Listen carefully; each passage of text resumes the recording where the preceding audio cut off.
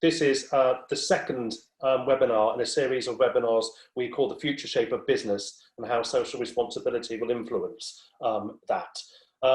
So we are taking a perspective view on the challenges that face business in this particular webinar. And then we're going to then have a look at how you can use a framework around social responsibility to kind of plan to meet those challenges.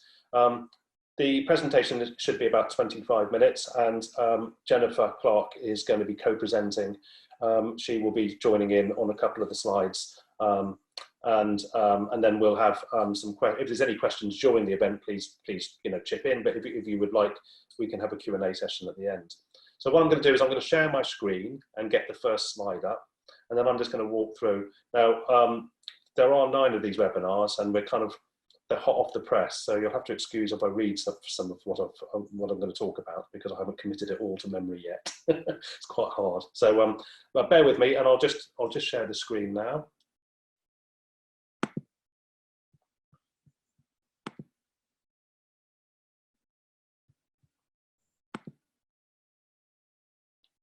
And hopefully everybody can see that. Yeah, good. That seems to work. So the title of this webinar is The Challenges Facing Business. Business are likely to struggle in building momentum with regard to staffing, brand visibility and sales. There is no doubt that business practices will also change forever, and we will need to make sense of these changes. There is likely to be a shift towards the use of more technology, flexible working, reduced commuting, and a better understanding of our role in community. All of these changes include elements of social responsibility, which can be used to develop a CSR policy that starts a process and that will help your business face these challenges. It becomes a really nice way to kind of plan, put a plan together and then use that plan over the coming 12 months. It is about adapting and reinventing. We've been forced into change, and this change has made us think differently about the world that we want when things unlock. Reopening is not back to normal. It is trying to find ways to allow people to get back out to do things they want to do and for businesses to do business. However, in the short term, the immediate focus will of course be on survival, financial stability and productivity. However, now is the time to shift focus to efforts that support a return to work while addressing the needed changes in the months ahead and beyond. The hope is that what we have learned during this period of short-term survival forms long-term habits. So we're going to have a look, identify some of those key challenges. And of course, working practices will change. We'll need skills training and technology at home and at work, and we'll need to adapt. Employers have to ensure that work is a safe place to work. We have to look at what those productivity risks are. We have to look at our finances, our cash flow, our investment. We have to look at changes in travel, and we have to manage our brand reputation. We have seen recently that some of the big brands that have behaved badly will be remembered for that bad behavior, and that damage to their reputation probably won't be repairable. Businesses must drive a more socially responsible agenda to ensure we learn the lessons from the pandemic has taught us. In other words, we need to adopt the positives and drop the negatives.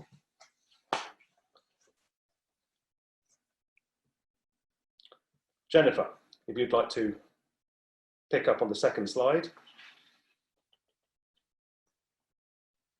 Third slide. Yeah, I one day will learn to unmute before I start talking. Yeah, leadership in a crisis. During a crisis, there are different types of leadership that begin to emerge. The leadership style that you may have had during normal business may need to change when a crisis occurs.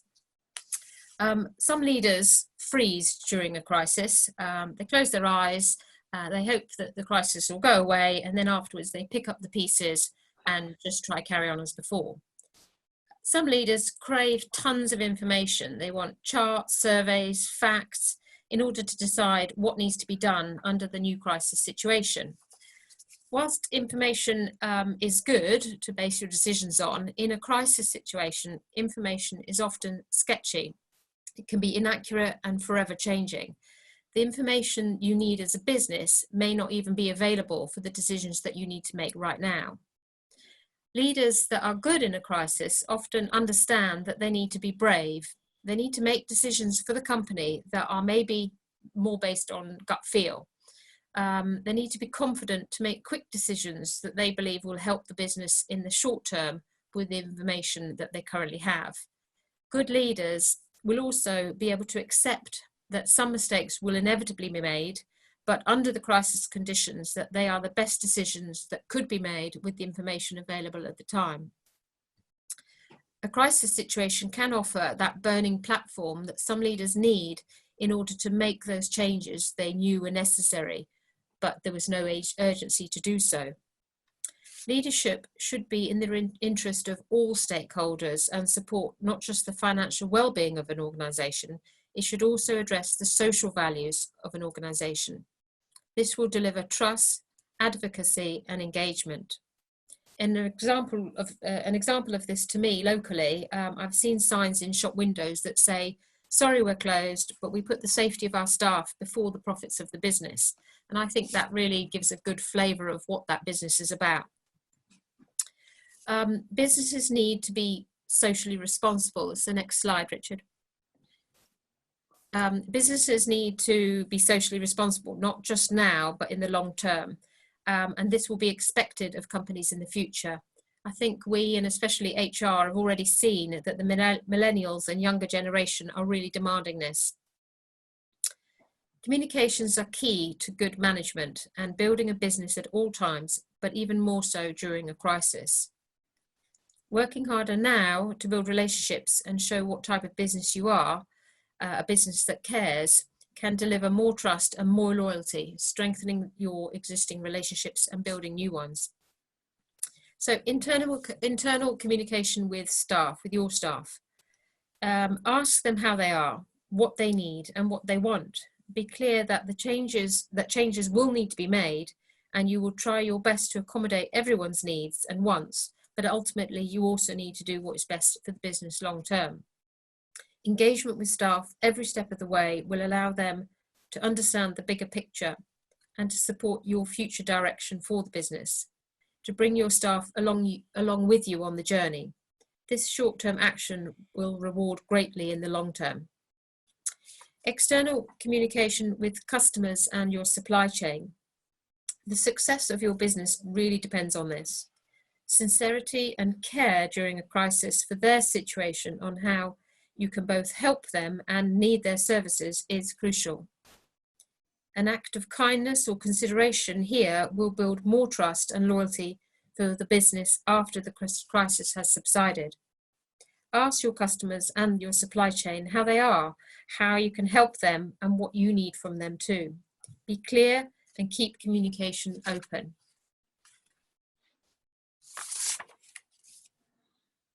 Thank you, Jennifer. That kind of frames the beginning of this webinar. This next stage moves into where social responsibility can deliver a role. What we've done with CSRA is we've developed a standard for social responsibility, and that's built around the 4 pillars of environment, workplace, community and philanthropy. And these are really good starting places to start to think about how can we face some of the challenges in our work. How can we look at the workplace and what the challenges are there. We can look at our impact on the environment and the changes that business practices will have on improving that. And we can also look at how we engage ourselves more with the community and how we support charities. And doing these things help build that productivity and loyalty from the staff. It creates engagement. And it also will create a reputation around what you're doing. That will attract new audiences and make you an employer of choice. So I've picked a few areas that we have. So against the 4 pillars, we have a list. And within that list, there's a load of activities that we consider part of your social responsibility. And you're doing it already. Some of these things are, it's a question of defining what social responsibility is, and then and trying to express the fact that actually all organisations are doing these things, especially in the last 7 or 8 weeks. So I'm going to talk about the workplace and the fact that we've been forced to change. And that what we need to do, and what Jennifer was alluding to there with the communication skills, was about how we empower and how we engage staff. Beyond human welfare, there are many challenges to tackle, including how to support remote working at scale. It's about adapting and being flexible to all staff. It doesn't necessarily work for us all. We can't assume that because we've been doing it now, that's how it's going to be for everyone afterwards, because that may not be right. We may have to get the balance right. Emergency measures have forced on reluctant companies will form part of future thinking. Questions such as, do we need large city offices with staff relying on crowded public transport? Home working could make the rush hour history, which might then affect property values in satellite commuter towns. Businesses may then shift to having smaller, flexible office spaces or sections of co-working spaces dotted around the country in a far more distributed way. What will the costs be, both financially and socially, to more home working for your business after the crisis has subsided? These are things that we'll need to think about. There will of course be cost savings on reduced office space and reduced travel costs, but there may be additional costs to your staff to set up at home. It's important that staff have the right desks, the right chairs, the backup systems, the IT support. These are things that need to be invested in. Already I've spoken to people who have RSI because they're sitting at a kitchen table using a mouse and not in a proper ergonomic chair.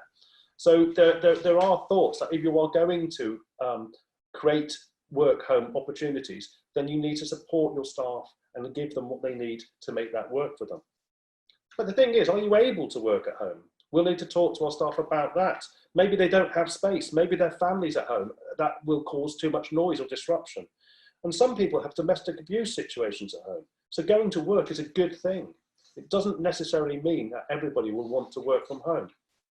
And then the old question, the question that stopped a lot of organisations pre-COVID, implement this as part of a working best practice. And that is, can we trust staff to work from home? How do we know they're not going to bunk off? How do we know they're not going to put the hours in? And how does that flexible working? What about staff that decide they want to start at 6 and finish at 3, and staff that want to start at 3 and finish at 7 or 8 in the evening? How do we have rules around communication? When you should answer an email, when you shouldn't answer an email? The evidence, however, is that people working from home can be trusted. And actually, in recent surveys, it's been shown that it improves productivity. Productivity actually goes up. And that's because there's more focus and there's more time, there's less disruption.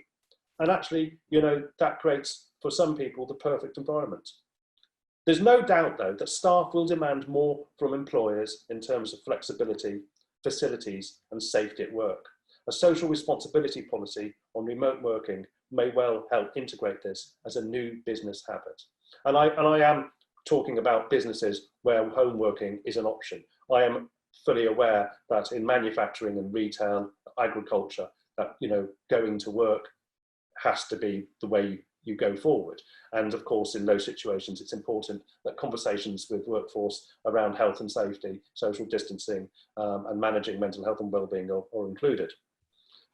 And on that note, many people working remotely could also expose cracks in some companies' cultures.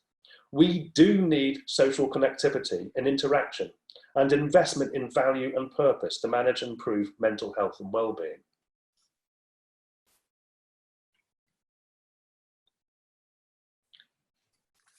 In this period where our safety and the safety of our loved ones is under threat, anxiety can feel like the new norm. But what will long-term impact of living with intense uncertainty and isolation be? What will the knock-on effect of widespread business closures and layoffs be? What happens when more people than ever are forced to claim benefits? The relationship between a company and its employees can have a big impact on the relationship between a company and its customers. Organisations should embrace their workplace CSR as a natural part of their business model.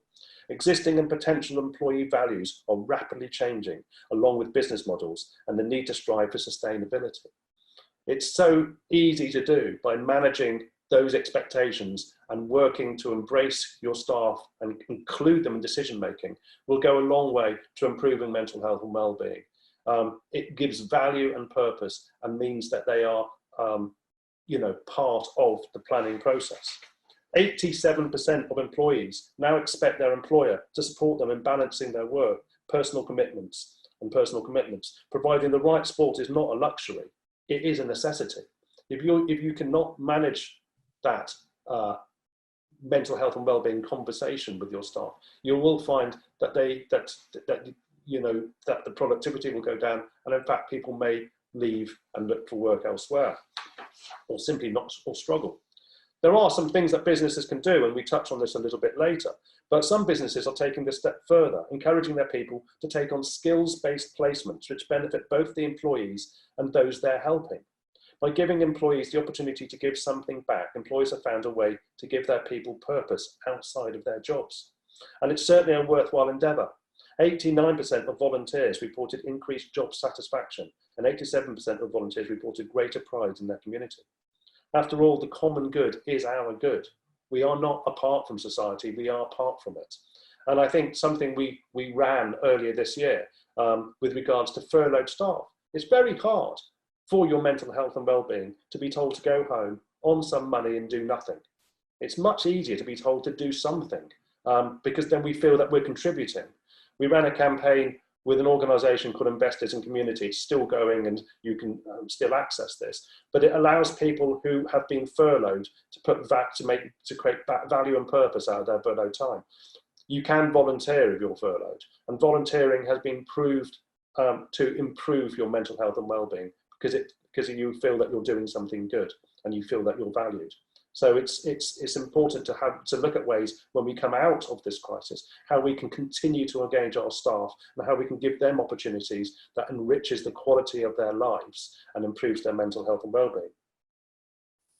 Poor mental health and well-being obviously has a negative effect on productivity, encourages huge absentee levels, increased staff turnover and training costs. There is a bottom line negative cost to business for not managing mental health and well-being. So what can we do to provide services and support help for staff? What can you do to provide help and services? How is your business managing the worries and concerns of your staff at the moment? Are we having those conversations, and are we helping to manage the difficulties of returning back to some sort of normality? Again, Jennifer talked about communication and getting communication right and including people in those conversations. There is no doubt that establishing a robust mental health and well-being policy will help improve mental health and well-being, ensuring increased productivity, loyalty and retention. Another thing in the workplace pillar, there are loads of things in the workplace, but that includes apprenticeships and work placements as well as health and being and all that sort of stuff. But another thing is about skills training. So Jennifer's just going to talk a little bit about the need to upskill and change the way we work. Yeah, the need to upskill and change the way we work. I know I'm certainly upskilling my IT skills every day with this Zoom and all the other platforms that we're on. But society and the world of work, as we once knew it, has changed beyond all recognition. And that need to relearn has not only come to the fore, it has never been more pressing. What's clear is that we are in a place where we are all having to understand and simultaneously adopt technologies so that we can work effectively, because we simply have no other choice. Informed approaches to remote working and the future to the office, to new, more efficient ways of doing day-to-day business, skills training is likely to look quite different on the other side of the current crisis. I've even been in touch with companies that are actually going to do induction by remotely, which you always thought induction to a company you have to meet face to face, but it's been working well and the response has been good. We need to change and adapt the way we work. For example, we must also get into the habit to jump on a Zoom call for a short informal chat, or to ask questions like we would do if we passed by someone's desk. Video calls are not just for 1-hour meetings, which we seem to think they are. Those with the right culture and drive to move with the times will emerge more powerful than ever before and be more prepared and resilient for any future or similar crises. But for those who struggle to keep up, it will be hard to hide as the difference between the adopters and the laggards becomes increasingly pronounced. And not forgetting that it is about the bosses upskilling as well. You need to lead by example and making decisions in difficult times. What can businesses do to ensure they emerge from the coronavirus crisis on the right side of the upskilling curve? What can you do now, and what is your duty of care? You can attend immediate mobility concerns, such as reviewing travel rules, update HR policies, and introduce mental health and wellbeing strategies, as Richard was just talking about. You can assess remote working strategies, including asking people to temporarily work remotely or relocate. And you can address the strains on a firm's existing information technology and communications infrastructure in order to support the remote working during these crises. So there's plenty to be getting on with, even though we can't be doing business as usual. Yes, I think as a little conversation with Chris earlier, it is about planting seeds. And I think, part of this kind of responsibility for businesses that will help them face some of these challenges. And I know these, for some companies, that there are going to be financial difficulties. There are going to be difficulties already in furloughed staff, perhaps not returning, in laying staff off, and the anxiety and stress it has on bosses and business leaders to have to manage those expectations. But there's so much evidence of in the way and innovation in the ways that organisations have looked at how they can have a different approach to managing staff, managing finance, managing investment, and looking at doing different things, adopting different technologies. Some of the things that we've seen a lot lately is the ability to see change towards the technologies we're using now. So even from CSRA, and I think this is a challenge that we had, was that all of our work is face-to-face. All of our work exists in a classroom, in front of other people.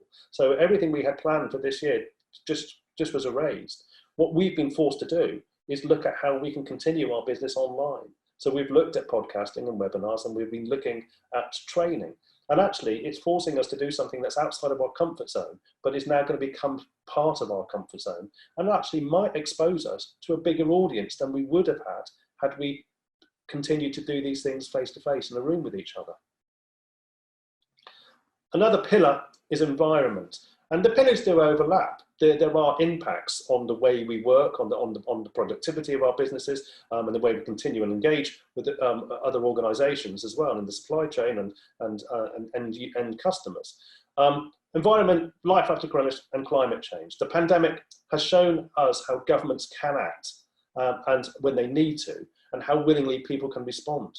I'm going to talk specifically about travel here, but it's incredible that 8 or 9 months ago, as part of the conversations around the climate change accord, was about how we've got to meet our carbon targets, and how to do that we would have to have severe changes to travel. And that meant significant reduction of flying and a significant reduction of traffic in cities. And the idea of that change before it happened was, it's not going to happen. It's too difficult to do. No one's going to respond to that. No one's going to deliver it. And it's amazing how, almost like a flick of a switch, it just happened. So, right piece of paper. So, one positive effect, and there are positive effects. I mean, again, in conversations we've been talking about, of course, there's a lot of bad stuff that's happening with the current situation, but there are a lot of silver linings and a lot of benefits. And one positive aspect of the coronavirus pandemic is that a huge drop in air pollution and CO2 levels has been recorded in cities all over the world as workers stay at home and transport levels are drastically reduced. In the last couple of weeks, New York has seen a drop of 50% of carbon emissions being released from cars in comparison to this time last year. And in the last 2 weeks, there has been a 25% drop in energy use and emissions in China over, as I say, the previous 2 weeks. There will be, at least in the medium term, fewer flights. That trend will be driven by people and businesses having less money to spend, and video conferencing becoming the new norm. Global travel by plane, train or boat might have the will to change, and the number of people on trains, trams and tubes is likely to be lower than the pre-crisis. So when we go back, there will be a lower take-up of travel, although it's undoubted that some people will jump back to the car. But independent and green modes of transport, such as cycling and once legalised electric scooters, should become more popular. As I say, well, people will probably go back to their car. The thing is, what is your travel strategy? Can you implement a cycle to work scheme? Or can you actually implement car sharing? Can you bring something like that to your business? Also, can you benchmark and monitor financial savings and carbon reduction? And I think that goes to the last couple of pillars. It is about recording what you're doing, benchmarking it and looking at the KPIs, because all of the things we've been talking about will have an impact on the bottom line positively, but you've got to find ways in which you can measure that and record it.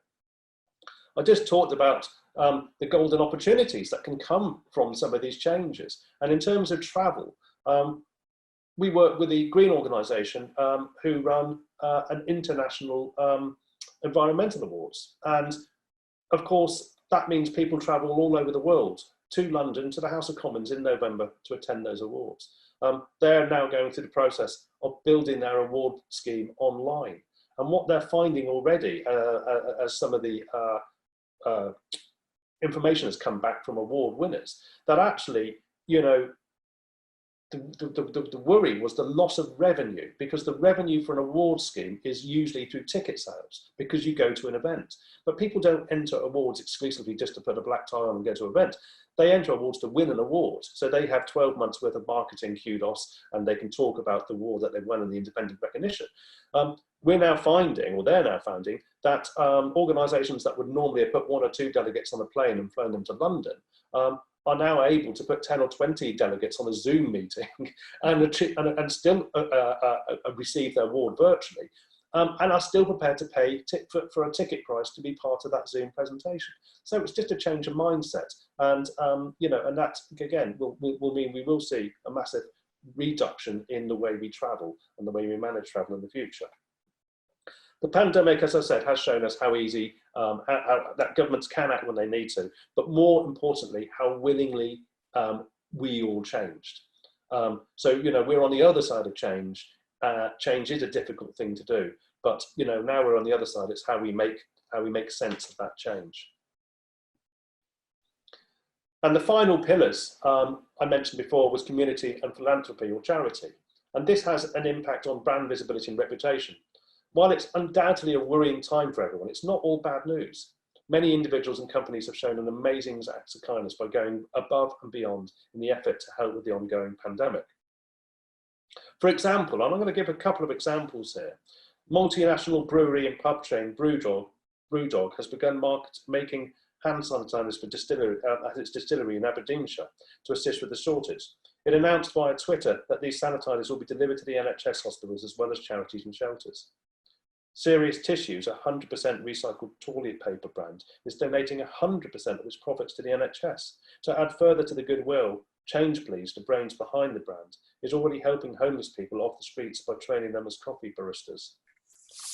Now, obviously, these are kind of big organisations. John Lewis and the partners have donated £70,000 each to the charity to Age UK, Fair Share and the Trussell Trust. This funding will be used immediately to assist the most vulnerable during the crisis, providing help to those in local communities who are self-isolating or facing food insecurity. While schools are closed, Audible is offering a free collection of audiobooks for children to help with their learning. And LinkedIn is making 16 of its online learning courses free. They provide tips on how to stay productive, maintain and hone new professional relationships when you're not face-to-face. Local charities like Lindengate are helping to signpost small local businesses that are still open. In turn, those businesses are likely to connect with the charity during better financial times. And we have a brilliant example of an organisation that builds care homes who have put social value at the heart of their business. And they are giving every single member of their staff a paid hour a week to spend time with somebody in the local community who is suffering from social isolation. And we're talking about the 3.4 million people over the age of 75 who live alone. So pre-coronavirus, these are people that we didn't really think about. I think now we have the ability to empathise with what that feels like. And this organisation has decided that they are now going to look at the importance of mitigating social isolation by building social connectivity. So they have found something as a business that they're good at, they understand and they know, and they're now building it into their business model to build sustainability for them in the future. Caring and acts of kindness are not just nice things to do. This is a key trend, showing a customer that you care like a friend. Be that through face-to-face interaction or sharing positive stories on social media, it's a trend that when it becomes a habit, will be something your business will be remembered for. Supporting the cause that aligns with your expertise can be both a win for community partners and the organisation, with new customer visibility and revenue streams. Kind gestures are an important force in the way we conduct our personal and professional lives. It builds trust, loyalty, and improves reputation of your business. And it's very likely that your businesses are already doing stuff that in the last 7 weeks, you have been working with community projects, supporting charities, supporting your staff in one way or another. As I've alluded to, it's important that you talk about that you share those experiences, you show that leadership. Because as we go forward in the coming months and years, we need to build that advocacy. We need to become that employer of choice. We need to retain our staff. All of these things have an impact on the successful sustainability of our business going forward. Social responsibility does provide a structure from which you can plan a future. Everything we discuss counts towards an organisation's social responsibility commitment. Each of the CSR pillars are designed to help you audit, benchmark, improve and impact report on areas such as energy, travel, health and wellbeing, community engagement and supporting charities. This forms the basis of an ongoing CSR policy, which will help you face and meet the challenges ahead. It's not just an investment in your business, but in your staff, helping to enrich the quality of lives with value and purpose. You will see a significant return in investment through improved reputation, engaged audiences in terms of the businesses, customers and staff, a productive workforce, becoming an employer of choice, and also attracting successful investment and tendering.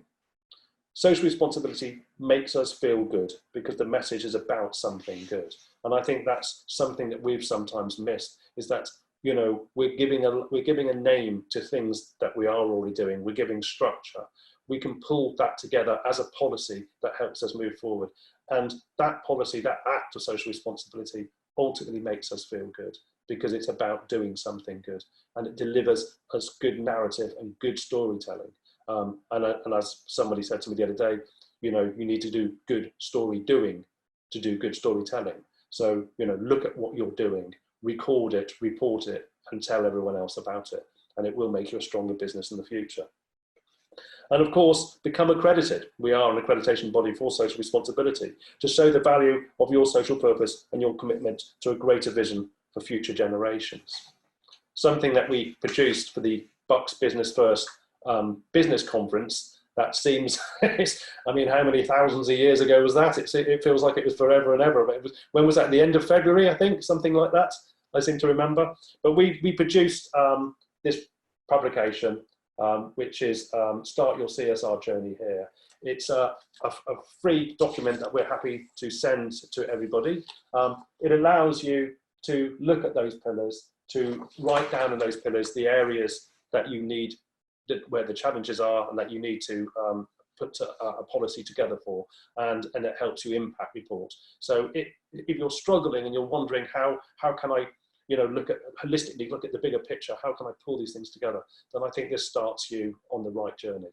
And that pretty much concludes the presentation part. I'm happy now for Jennifer and I to continue this in terms of conversation. And hear about your experiences and what you're doing and already doing, and whether there are things we've talked about in this presentation that have made you think about things that you have done or you would like to do. I'll stop sharing now.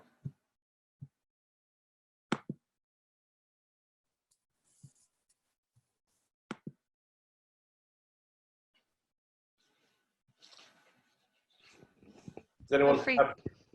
Sorry, Richard, I was just going to say, feel free to unmute and ask questions. I guess I'd like to ask a question, and that is, it's Chris Williams, Prolectric. We're kind of doing a lot of things that have been presented in the presentation here. Do you have a template that you can, I think that the key point that you raised was more structure and more policy, and more, I guess, protocol around what we're doing, rather than just doing ad hoc things regularly as we do, as probably most businesses do, is to put some more framework around that. Do you have like a template that you could share? Yeah, we have a guidance document that's quite in depth. It's not like hundreds and hundreds of pages, but it delivers structure around those 4 pillars, and then helps you look at how you can build policies around. And again, you know, the document will talk about all sorts of things, so you have to pick the things that are relevant for you. And then this document here is you know, allows you, is written in such a way that will help you record impact against those things.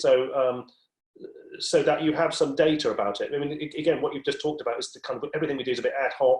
We don't really know how to put it together and make sense of it, and we can't measure the impact that it's doing. So how does it affect us as a business financially? Is it a waste of our time, or is it actually making a difference to our financial stability as well? So yes, we can if BVF can share, you know, if you're happy to share your email addresses, then I'm happy to send a pack out to everybody with the guidance and the toolkit to help you look at doing those things.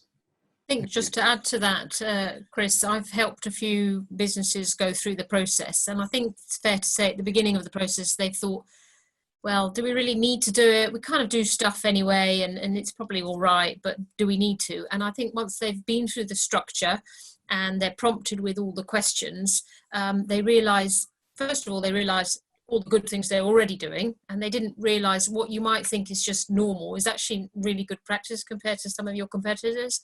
But they've also realised what they do well, but also things that they could easily do. And at the end of the process, they ended up with a sheet of recommendations.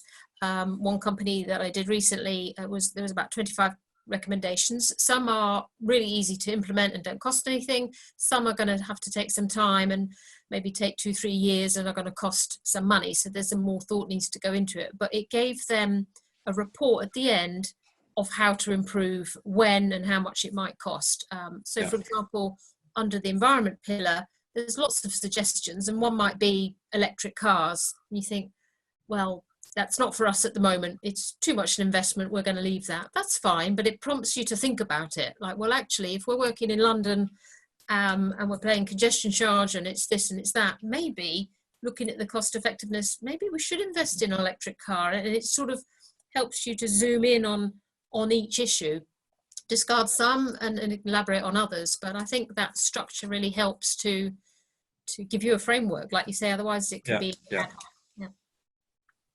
I think also the drivers are also not necessarily financial. There can be other drivers as well.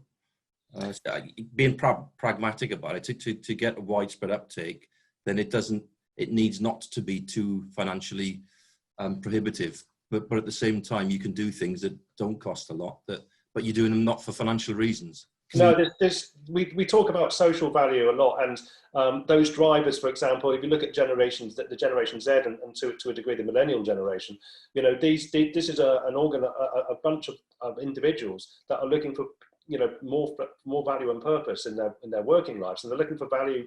They're looking at organisations like yours and saying, well, does that meet with my value? You know, so if you're trying to attract that new talent, you kind of got to be showing that you are investing in those values, and that may not be an obvious financial thing, but there are, if you can create loyalty and advocacy, and you know, you do make savings. But you're absolutely right. I don't think all of our actions can't be just financial. You know, we are running businesses. We are, you know, I run a small business. It does have to make money. It does have to turn over. But actually, I want to deliver social value. I want a legacy that's more than just my career, my job. And I think I think we're seeing a shift in attitude. A lot of organisations and individuals are saying, actually, especially with Corona, we've we've all taken a deep breath, and we've all kind of breathed in something different, and we're having a different, we're having a different idea about what we want going forward. Yeah, I quite agree. So could you share the template? That would be great if we could get copies of and maybe pick up a conversation separate to this Zoom meeting. Yeah, I'd love to do that, and thank you for asking. And as I said, we have these tools, and so we'd love to share them with you. And as I said, we are doing a series of these webinars every Friday with BBF, and the ones coming up, one is about HR and social responsibility. That's in 2 weeks' time. We're doing one on mental health and well-being and social responsibility. We're also doing one on how you can establish a policy. So if you've got staff, how you can, identify a stakeholder within the business who can run this agenda forward, who can pull together the tools they need, and also how you can create kind of like editorial meetings that generate storytelling. Because we live in an era in which we can talk about little chunks on LinkedIn or Twitter, we can talk about bigger news stories, we can deliver white papers. And the other thing that I think is exciting about what we are encouraging businesses to do is, as a really important part of their business strategy, is to impact report and use that impact reporting in the same way as you may use a company brochure or you may use your report and accounts, because it shows everybody, that you are behaving responsibly as a business, you're behaving ethically, and that you're being inclusive, and that you're looking for the long term and not a short term gain. The corporate social responsibility is also about the brand, isn't it? It's just showing that you're a business that cares, which is not necessarily the financial angles. It's just that you're a company that cares, that attracts the right clients, the right customers, and will ultimately be good for business. But that's not necessarily the first reason you do it. Yeah. Thank you. Yeah, true. Chris, are you happy for me to share your email address with Richard? Yes, for sure. Yeah. Okay, perfect. I'll send that over, Richard. Thank you. If there's anyone else that would like me to share their email with Richard, then please let me know. Yes, please do. That would be great. Okay, James, thanks.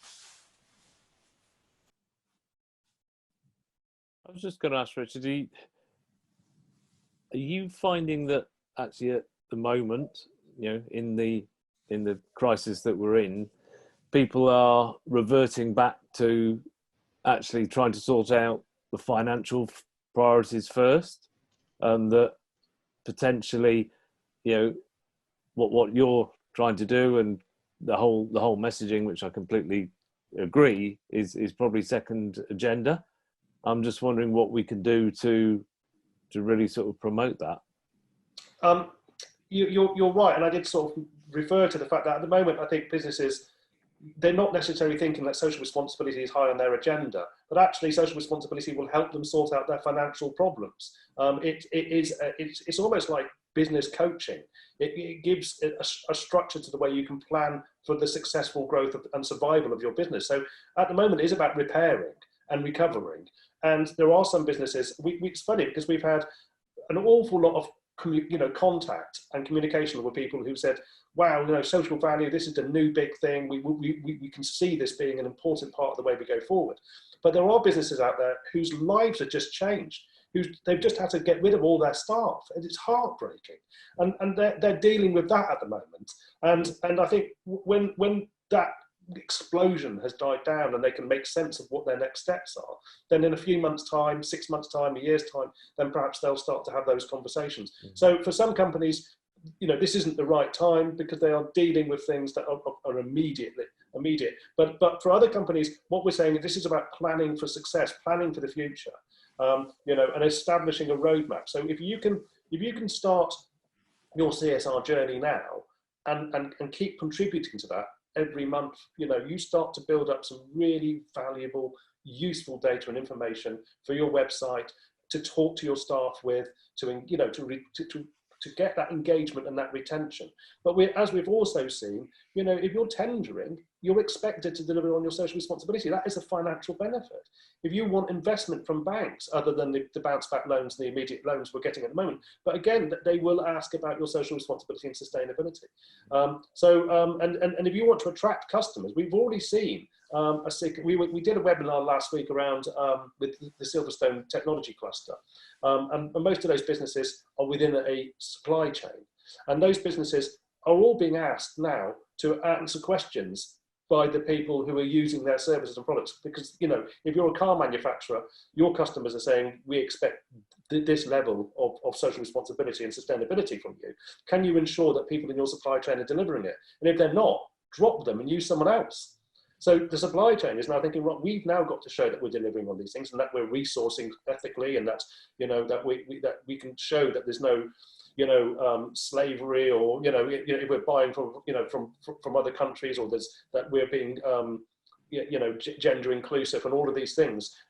That is now being demanded, and so it is about the financial success of your business as well. So I would say that social responsibility is a very important tool to help you become financially stable, and also to deliver long-term profitable sustainability as well. I think we struggle with the name CSR. I think that puts people off. If you say to people, do you want to improve your business? Everybody wants that.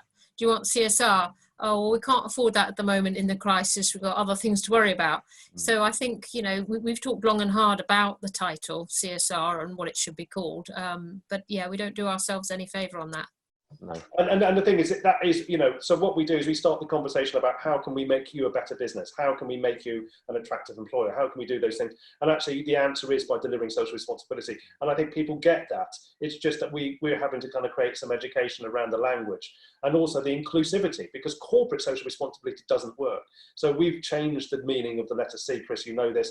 So we now talk about community social responsibility and charitable social responsibility, consumer social responsibility, and the one that, we talk about the C change, and something that somebody mentioned just recently is that the C should be about caring as well.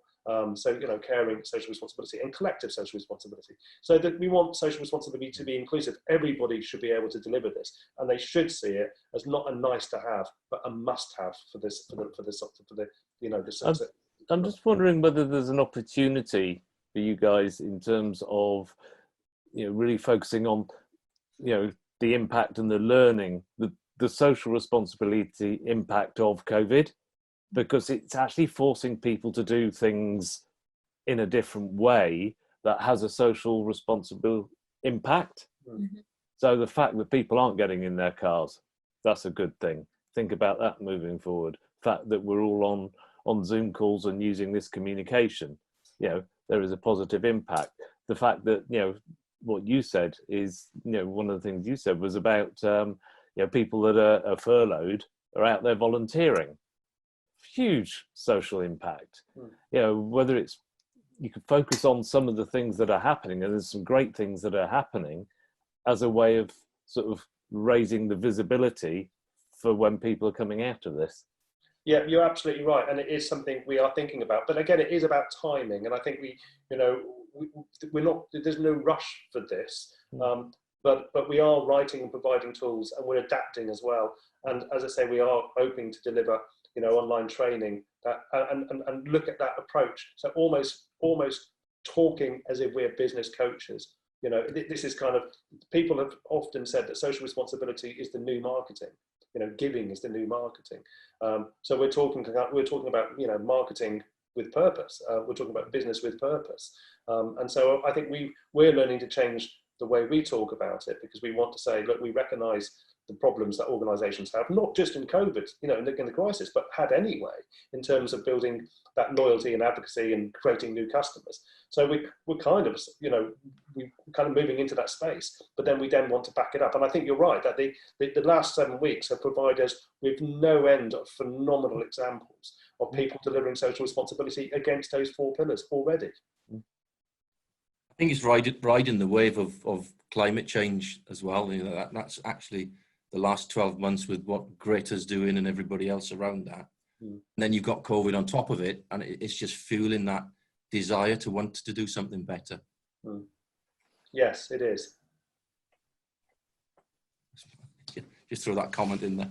No, you're right, and that's sentiment I'm feeling from a lot of people. Is that I think people, you know, I talked about the new normal, and the fact that I disagreed with the new normal because I felt that the new normal wasn't the new normal. What happened was we got caught up in a false normal, and COVID had reminded us what a real, genuine normal used to look like when we actually cared about our communities, where we had these old-fashioned values almost that we've rediscovered, but we got caught up running so fast that we didn't have time to think about the world we lived in. And I think, you know, with Greta and the Blue Planet and a load of other things, we're starting to take some deep breaths and think, and COVID's made us stop and think. And I think a lot of people share that sentiment. I mean, so many people I've spoken to said, yeah, we want to do something better. And that's going to enrich the quality of their life. So I think we've got to stop thinking of money as being the only thing that makes us happy, because it's just one of a load of things that do that. Actually doing good makes us happy and gives us purpose and meaning and value. Quite often when people work for a company and you know, at Christmas or whatever, when they're with their families, they say, how's the job going? They might say, oh yeah, the company's great. We did a volunteer day and we went and did this. They don't say, yeah, the company made, you know, £1.2 million profit. That's not the bit they remember. They remember how they were cared for, the Christmas party, or how they volunteered. It's the social things that people remember and value, actually. Yeah, I know one company actually sent a little hamper to all their furloughed employees saying, yeah, we're thinking about you, thanks for all your support, etc. I thought that was a marvellous gesture. Really nice. Yeah, goes a long way. Small things like that. And you told the story. Indeed. Does anyone else have? I think our time's nearly up, but obviously, thank you for your questions. And if there's any time for a final question, perhaps, but if not, I can hand back to Maxine.